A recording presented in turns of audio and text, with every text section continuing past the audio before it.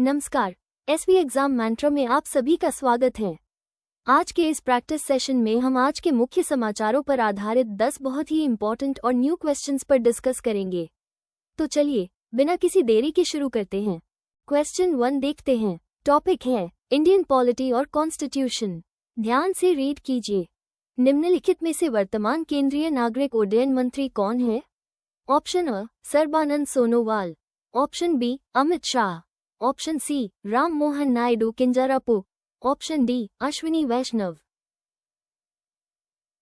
और इसका correct answer है option C Ram Mohan Naidu Kinjarapu.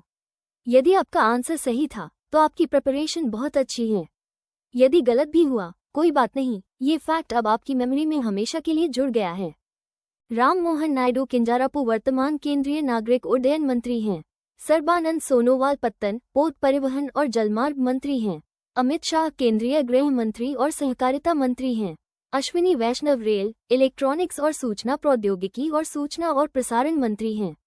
Important exam tip: नागरिक उड्डयन मंत्रालय भारत में नागरिक उड्डयन के विकास और विनियमन के लिए राष्ट्रीय नीतियों और कार्यक्रमों के निर्माण के लिए जिम्मेदार है।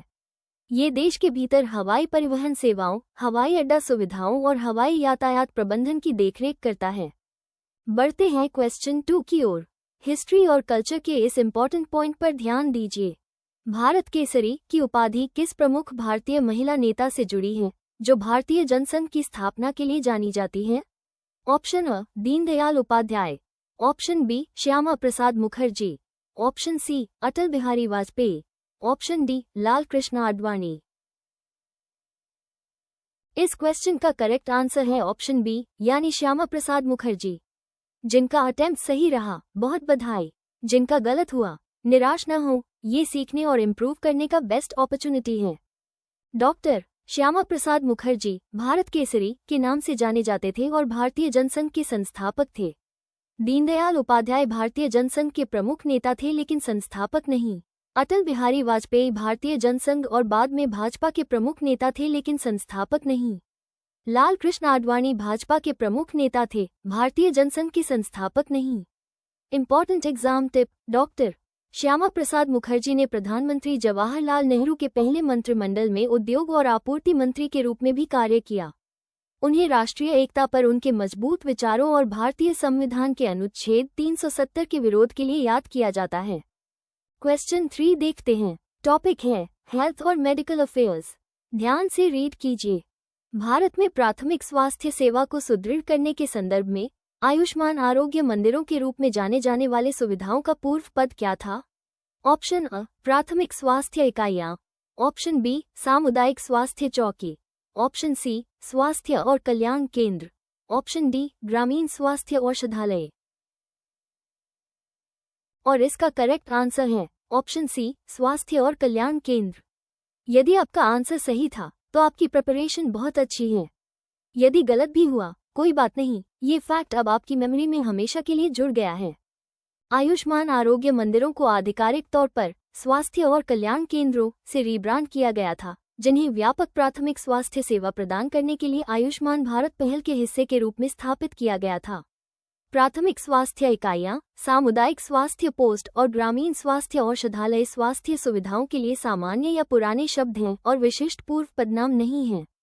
Important exam tip: Ayushman Bharat Bharat सरकार की एक प्रमुख योजना है जो सार्वभौमिक स्वास्थ्य कवरेज प्राप्त करने के लिए 2018 में शुरू की गई थी। इसमें प्रधानमंत्री जन आरोग्य योजना PMJY और स्वास्थ्य और कल्याण केंद्र, अब आयुष्मान आरोग्य मंदिर, शामिल हैं जो व्यापक प्राथमिक स्वास्थ्य सेवा प्रदान करते हैं। बढ़ते हैं क्वेश्चन 4 की ओर। इंटरनेशनल रिलेशंस और अफेयर्स के इस इम्पॉर्टेंट पॉइंट पर ध्यान दीजिए। ब्रिक्स महिला मंत्रिस्तरीय बैठक कहाँ आयोजित की गई थी? Option A Bengaluru, option B Kochi, option C Chennai, option D Mumbai. इस क्वेश्चन का करेक्ट आंसर है ऑप्शन बी यानी कोची। जिनका अटेम्प्ट सही रहा बहुत बधाई, जिनका गलत हुआ निराश न हो, ये सीखने और इम्प्रूव करने का बेस्ट अपॉर्चुनिटी है। ब्रिक्स महिला मंत्रिस्तरीय बैठक भारत के कोची में आयोजित की गई थी। बेंगलुरु एक प्रमुख शहर है लेकिन इस विशिष्ट बैठक की मेजबानी नहीं की। चेन्नई एक और प्रमुख शहर है लेकिन ये स्थल नहीं था। मुंबई भारत की वित्तीय राजधानी है लेकिन यह इस घटना का स्थान नहीं था। Important exam tip. ब्रिक्स 5 प्रमुख उभरती राष्ट्रीय अर्थव्यवस्थाओं ब्राजील, रूस, भारत, चीन और दक्षिण अफ्रीका के एक संघ का संक्षिप्त रूप है। इसका उद्देश्य अपने सदस्य देशों के बीच सहयोग और विकास को बढ़ावा देना है। अब आते हैं क्वेश्चन 5 पर। साइंस और टेक्नोलॉजी का ये पहलू अक्सर एग्जाम्स में आता है। दूरसंचार इंजीनियरिंग केंद्र TEC किस विशिष्ट भारतीय सरकारी इकाई के तकनीकी विभाग के रूप में कार्य करता है? ऑप्शन अ इलेक्ट्रॉनिक्स और सूचना प्रौद्योगिकी मंत्रालय, ऑप्शन बी दूरसंचार विभाग, ऑप्शन सी सूचना एवं प्रसारण मंत्रालय, ऑप्शन डी राष्ट्रीय सूचना विज्ञान केंद्र। यहाँ करेक्ट आंसर है ऑप्शन बी दूरसंचार विभाग। अपनी कंसेप्चुअल क्लैरिटी को ऐसे ही बनाए रखिए। चलिए इसके पीछे का रीजन और एनालिसिस भी समझ लेते हैं। दूरसंचार अभियांत्रिकी केंद्र TEC को स्पष्ट रूप से दूरसंचार विभाग DOT की तकनीकी शाखा बताया गया है। भारत के दूरसंचार क्षेत्र में ये संबंध इसके कार्य के लिए केंद्रीय है। इलेक्ट्रॉनिक्स और सूचना प्रौद्योगिकी मंत्रालय MEITY IT और इलेक्ट्रॉनिक्स नीति के लिए जिम्मेदार है। सूचना और प्रसारण मंत्रालय MIB मीडिया और प्रसारण सामग्री की देखरेख करता है। राष्ट्रीय सूचना विज्ञान केंद्र NIC सरकार को IT अवसंरचना और सेवाएं प्रदान करता है। Important exam tip. दूरसंचार अभियांत्रिकी केंद्र telecom engineering centre TEC Bharat में दूरसंचार उत्पादों और सेवाओं के लिए मानक और विनिर्देश निर्धारित करने के लिए जिम्मेदार है। Broadcast engineering consultants India limited broadcast engineering consultants India limited BECIL एक सार्वजनिक क्षेत्र का उपक्रम है जो प्रसारण अभियांत्रिकी और सूचना प्रौद्योगिकी में परामर्श सेवाएं प्रदान करता है। प्रिय स्टूडेंट्स, अगर आज के इंपॉर्टेंट क्वेश्चंस आपकी प्रिपरेशन के लिए यूजफुल लग रहे हैं तो इस सेशन को लाइक और चैनल को सब्सक्राइब जरूर करें। साथ ही अपने फीडबैक नीचे कमेंट बॉक्स में शेयर करें। बढ़ते हैं क्वेश्चन 6 की ओर। स्पोर्ट्स और गेम्स के इस इंपॉर्टेंट पॉइंट पर ध्यान दीजिए। माउंट ख्यामसो मैसिव एक चुनौतीपूर्ण पर्वतारोहण शिखर भारत के किस क्षेत्र में स्थित है? Option A Sikkim, option B Ladakh, option C Himachal Pradesh, option D Uttarakhand. इस क्वेश्चन का करेक्ट आंसर है ऑप्शन बी यानी लद्दाख। जिनका अटेम्प्ट सही रहा बहुत बधाई, जिनका गलत हुआ निराश न हो, ये सीखने और इम्प्रूव करने का बेस्ट अपॉर्चुनिटी है। माउंट ख्यामसो मैसिव लद्दाख क्षेत्र में स्थित है जो पर्वतारोहण अभियानों के लिए उपयुक्त उच्च ऊंचाई वाले पर्वतीय क्षेत्र के लिए प्रसिद्ध है। सिक्किम में कंचनजंगा है लेकिन माउंट ख्यामसो मैसिव नहीं। हिमाचल प्रदेश में रियो पुरगेल जैसी चोटियां हैं लेकिन माउंट ख्यामसो मैसिव नहीं। उत्तराखंड में नंदा देवी जैसी प्रमुख चोटियां हैं लेकिन माउंट ख्यामसो मैसिव नहीं। Important exam tip. Ladakh Bharat का एक केंद्र शासित प्रदेश है जो अपनी अनूठी संस्कृति, बौद्ध मठों और उच्च ऊंचाई वाले रेगिस्तानी परिदृश्यों के लिए जाना जाता है। ये पर्वतारोहण और ट्रैकिंग सहित साहसिक खेलों के लिए एक महत्वपूर्ण केंद्र के रूप में कार्य करता है। क्वेश्चन 7 देखते हैं। टॉपिक है गवर्नमेंट स्कीम्स और पॉलिसीज। ध्यान से रीड कीजिए। किस केंद्रीय मंत्रालय ने सतह कोयला लिग्नाइट गैसीकरण परियोजनाओं को बढ़ावा देने वाली योजना के लिए आवेदन आमंत्रित किए हैं? ऑप्शन अ विद्युत मंत्रालय, ऑप्शन बी कोयला मंत्रालय, ऑप्शन सी पेट्रोलियम एवं प्राकृतिक गैस मंत्रालय, ऑप्शन डी खान मंत्रालय। और इसका करेक्ट आंसर है ऑप्शन बी कोयला मंत्रालय। यदि आपका आंसर सही था तो आपकी प्रिपरेशन बहुत अच्छी है। यदि गलत भी हुआ कोई बात नहीं, ये फैक्ट अब आपकी मेमोरी में हमेशा के लिए जुड़ गया है। कोयला मंत्रालय सतही कोयला लिग्नाइट गैसीकरण परियोजनाओं के प्रचार के लिए जिम्मेदार है। स्वच्छ कोयला प्रौद्योगिकियों को बढ़ावा देने के लिए ये योजना इसके दायरे में आती है। विद्युत मंत्रालय बिजली उत्पादन, पेट्रोलियम और प्राकृतिक गैस के साथ तेल और गैस और खान सामान्य खनिज अन्वेषण और विनियमन के साथ, विशेष रूप से कोयला गैसीकरण योजनाओं के साथ नहीं। Important exam tip. कोयला गैसीकरण एक ऐसी प्रक्रिया है जो कोयले को एक गैसीय ईंधन में परिवर्तित करती है जिसे सिंगेस कहा जाता है, जिसका उपयोग बिजली उत्पादन, रासायनिक उत्पादन या एक स्वच्छ ईंधन के रूप में किया जा सकता है। भारत का लक्ष्य आयातित ईंधन पर निर्भरता को कम करने और ऊर्जा सुरक्षा को बढ़ाने के लिए अपनी कोयला गैसीकरण क्षमता को बढ़ाना है। बढ़ते हैं क्वेश्चन 8 की ओर। डिफेंस और सिक्योरिटी के इस इंपॉर्टेंट पॉइंट पर ध्यान दीजिए। किस भारतीय संगठन ने Pinaka long range guided rocket का सफलतापूर्वक उड़ान परीक्षण किया? ऑप्शन अ भारतीय अंतरिक्ष अनुसंधान संगठन ISRO, option B Hindustan aeronautics limited HAL, option C Bharat electronics limited BEL, option D रक्षा अनुसंधान एवं विकास संगठन DRDO। इस क्वेश्चन का करेक्ट आंसर है ऑप्शन डी यानी रक्षा अनुसंधान एवं विकास संगठन DRDO। जिनका अटेम्प्ट सही रहा बहुत बधाई, जिनका गलत हुआ निराश न हो, ये सीखने और इम्प्रूव करने का बेस्ट अपॉर्चुनिटी है। रक्षा अनुसंधान एवं विकास संगठन DRDO ने पिनाका लंबी दूरी के निर्देशित रॉकेट का उड़ान परीक्षण सफलतापूर्वक किया। इसरो मुख्य रूप से अंतरिक्ष अनुसंधान और अनुप्रयोगों में शामिल है। HAL एक एरोस्पेस और रक्षा कंपनी है जो विमान और हेलीकॉप्टर बनाती है। BEL रक्षा और गैर रक्षा क्षेत्रों के लिए उन्नत इलेक्ट्रॉनिक उत्पादों का निर्माण करती है। इंपॉर्टेंट एग्जाम टिप, पिनाका एक स्वदेशी मल्टी बैरल रॉकेट लॉन्चर प्रणाली है जिसे DRDO द्वारा भारतीय सेना के लिए विकसित किया गया है। DRDO भारत की प्रमुख एजेंसी है जो सैन्य अनुसंधान और विकास के लिए जिम्मेदार है। क्वेश्चन 9 देखते हैं। टॉपिक है इकोनॉमी और फाइनेंस। ध्यान से रीड कीजिए। NICDC का पूर्ण रूप क्या है? ऑप्शन अ राष्ट्रीय अवसंरचना और पूंजी विकास निगम, ऑप्शन बी राष्ट्रीय औद्योगिक गलियारा विकास निगम, ऑप्शन सी नया औद्योगिक और वाणिज्यिक विकास निगम, ऑप्शन डी राष्ट्रीय निवेश और वाणिज्य विकास निगम। और इसका करेक्ट आंसर है ऑप्शन बी राष्ट्रीय औद्योगिक गलियारा विकास निगम। यदि आपका आंसर सही था तो आपकी प्रिपरेशन बहुत अच्छी है। यदि गलत भी हुआ कोई बात नहीं, ये फैक्ट अब आपकी मेमोरी में हमेशा के लिए जुड़ गया है।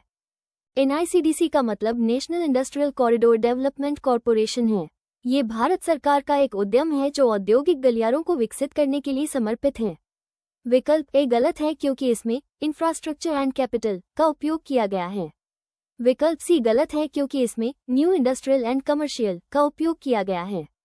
विकल्प डी गलत है क्योंकि इसमें इन्वेस्टमेंट एंड कॉमर्स का उपयोग किया गया है। इंपॉर्टेंट एग्जाम टिप, राष्ट्रीय औद्योगिक गलियारा विकास निगम national industrial corridor development corporation NICDC वाणिज्य एवं उद्योग मंत्रालय के उद्योग एवं आंतरिक व्यापार संवर्धन विभाग department for promotion of industry and internal trade DPIIT के अंतर्गत एक विशेष प्रयोजन वाहन है। इसका मुख्य उद्देश्य भारत भर में औद्योगिक गलियारों और संबंधित बुनियादी ढांचे के विकास को सुगम बनाना है। अब आते हैं क्वेश्चन 10 पर। इकोनॉमी और फाइनेंस का ये पहलू अक्सर एग्जाम्स में आता है। भारतीय कॉर्पोरेट कार्य संस्थान IICA किस केंद्रीय मंत्रालय के अंतर्गत कार्य करता है? ऑप्शन अ वित्त मंत्रालय, ऑप्शन बी कॉर्पोरेट कार्य मंत्रालय, ऑप्शन सी वाणिज्य एवं उद्योग मंत्रालय, ऑप्शन डी विधि एवं न्याय मंत्रालय।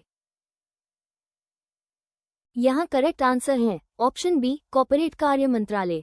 अपनी कंसेप्चुअल क्लैरिटी को ऐसे ही बनाए रखिए। चलिए इसके पीछे का रीजन और एनालिसिस भी समझ लेते हैं। भारतीय निगमित कार्य संस्थान Indian institute of corporate affairs IICA निगमित कार्य मंत्रालय के प्रशासनिक नियंत्रण के अंतर्गत कार्य करता है।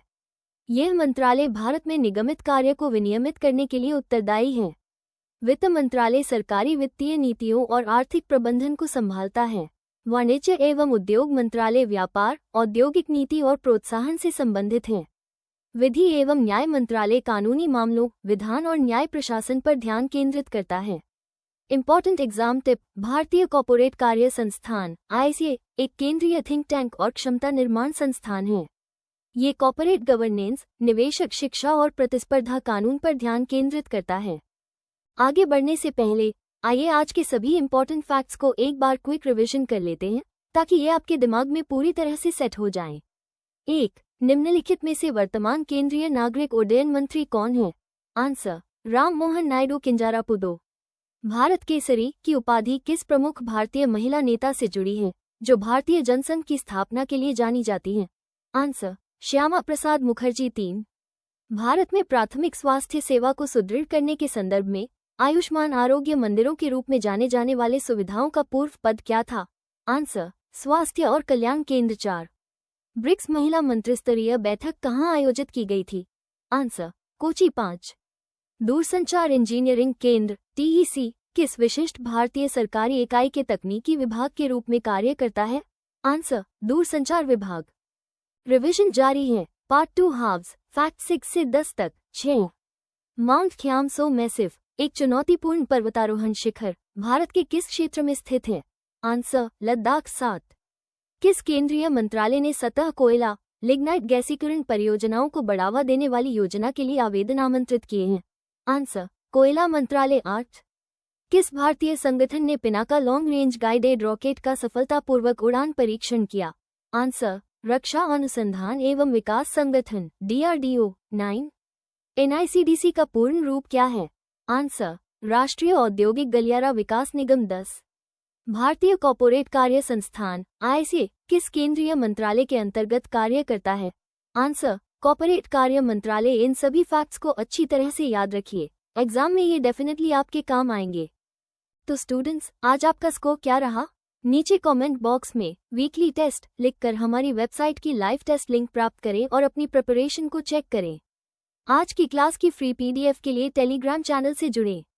कल आपसे फिर मुलाकात होगी, तब तक निरंतर पढ़ते रहिए।